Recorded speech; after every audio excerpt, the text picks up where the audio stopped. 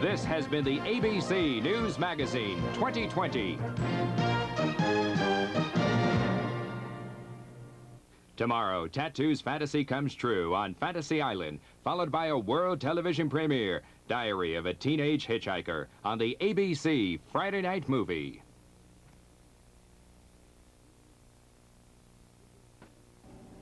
Another development in the White Meisinger case. We'll explain on Newswatch 7 Update next.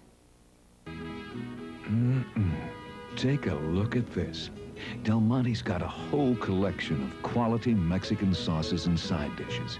Del Monte taco sauces, chilies, refried beans, Del Monte's own hot and mild table sauces. Try these great products from Del Monte and create sensational Mexican meals right at home. Mexican food you can feel at home with. From Del Monte, the name you can trust. When it comes to the law, there's just no getting around it. But you can get through it if you start out with your lawyer. Your family lawyer can help get you safely through the complicated legalities that affect you, your business, your property, your family. Your lawyer can make sure the law protects your rights the way it was meant to. When you're not sure where you stand, the legal system can be confusing.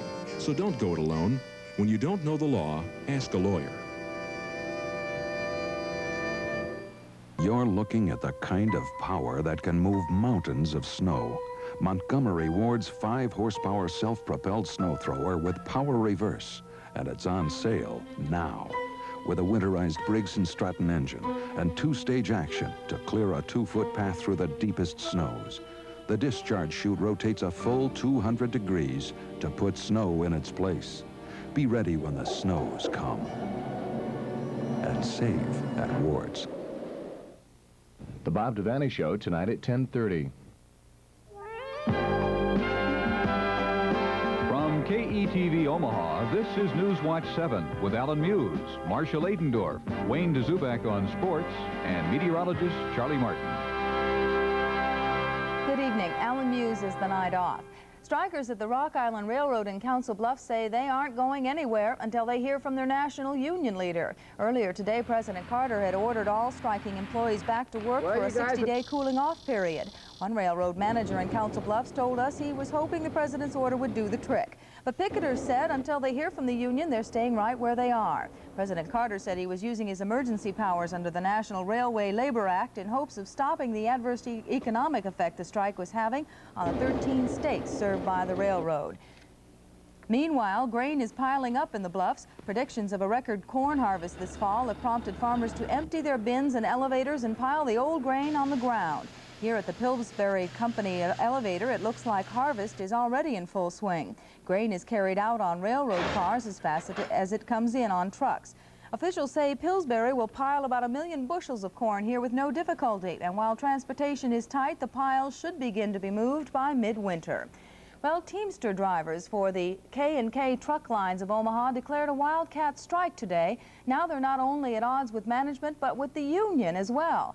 The drivers say the Teamsters became their bargaining agents in September of 1978, but have yet to get them the contract they want. Teamsters officials of Local 544 reportedly told those drivers supporting the wildcat walkout they would not get their support.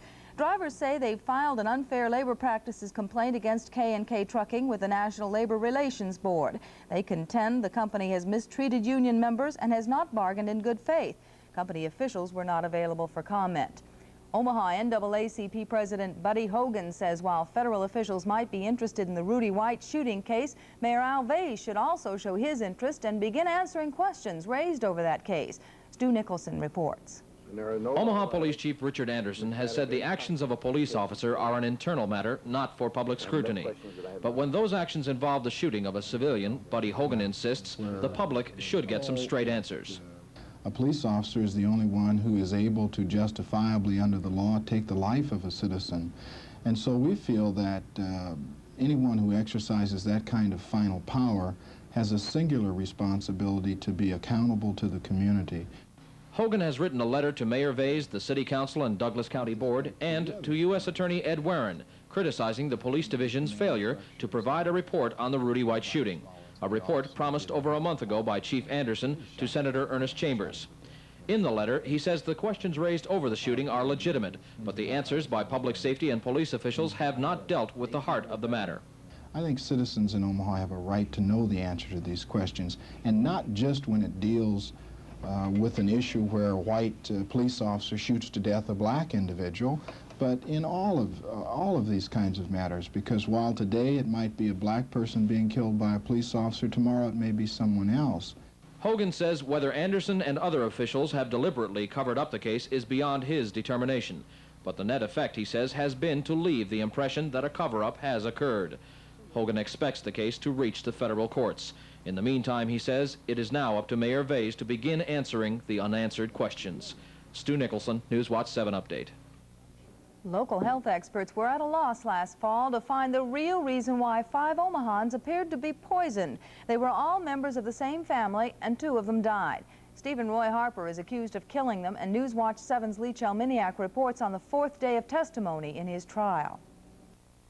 John Wiley says it was an unusual circumstance. He's with the Omaha Douglas County Health Department and was just one of several people who searched for days to find out what killed Dwayne Johnson, his nephew, and made 3 other family members sick. Wiley says the only common denominators were lemonade and milk that the victims drank. The symptoms of the sickness were similar also. Dr. R.D. Glover says Dwayne Johnson had what he called common bleeding under the eyes. But 24 hours after he first saw him, Glover says Johnson was comatose. His nose and eyes were bleeding, and there was bleeding between his skull and brain. Stephen Harper listened to the story as the doctor described the condition of Johnson's blood. He says it wasn't clotting. Similar symptoms were seen in other family members who were sick. The state will continue its case on Monday. Lee Chalminiak, Newswatch 7 Update.